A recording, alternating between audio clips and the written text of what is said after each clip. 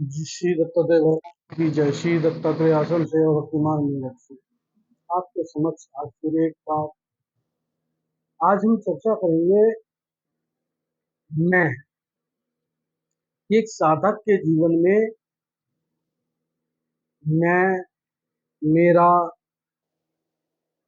इन चीजों का महत्व नहीं होना चाहिए। तो प्रत्येक साधक के लिए निर्मम और निरहंकार होना बहुत आवश्यक। कारण कि मैं और मेरा होना ही माया, जिससे जीव बंधता है। तो हम आज बात इसी पे करें, मैं और मेरा। मैं अरु मोर तोर ते माया, जेही बस किने जीव निकाया। मैं मेरी की जेवरी गल बांधियो संसार, दास कबीरा क्यों बंधे जाके कृष्णधार। तो श्रीमद् भगवत गीता में भी भगवान ने कर्मयोग, ज्ञान योग और भक्ति योग तीनों ही योग मार्गों में निर्मम और निरहंकार होने की बात कही। निर्मल नहीं हो और अहंकार से युक्त हो। अहंकार नहीं होना चाहिए उस साधक को।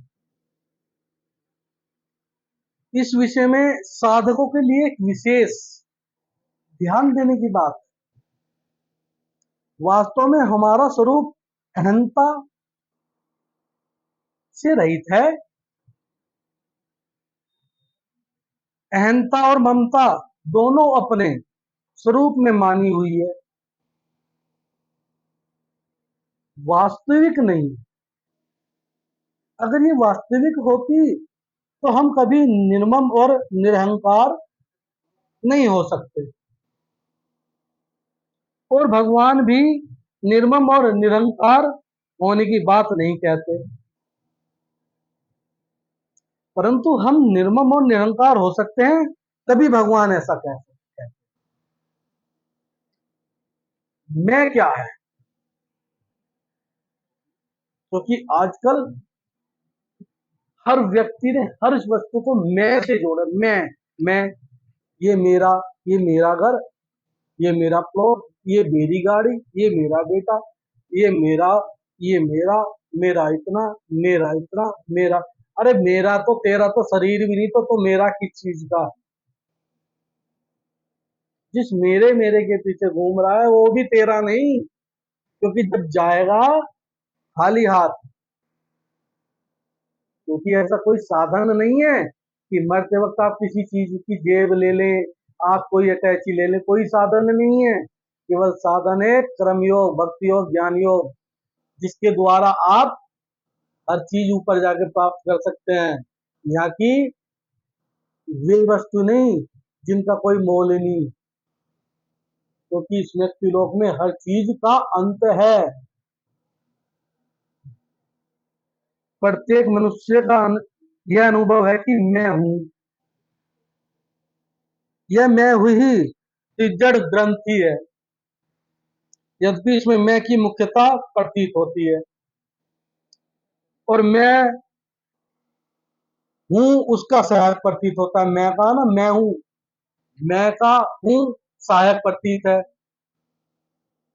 तथापि वास्तविक दृष्टि से देखा जाए तो मुख्यता हूं सत्ता की ही है, मैं की नहीं।